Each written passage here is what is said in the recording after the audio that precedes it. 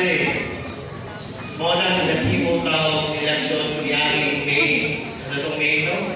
May 9, 2022. So allow me to quote one of the best speech of the former President of the United States, which we are patterned by, actually we consider this a perfect example of how they practice democracy. So allow me to say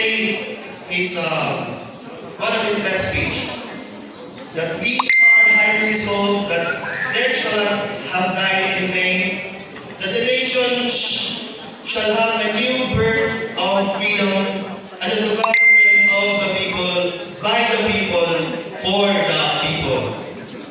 So it is, and I understand as my role as the head of the Legislative Department, Vice Mayor, it is a significant responsibility.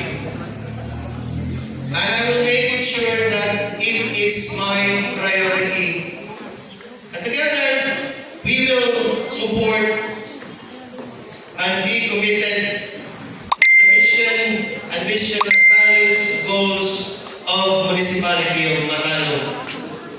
And we will, together with my colleagues, we will offer our expertise according to the best of our knowledge to ensure that the health and success of our organization.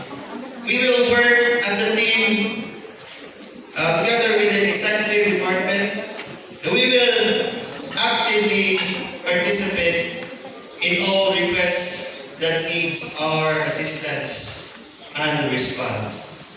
So I'm asking you before I'm going to end my speech, are you committed to this organization, this what we call Matalom Local Government Unit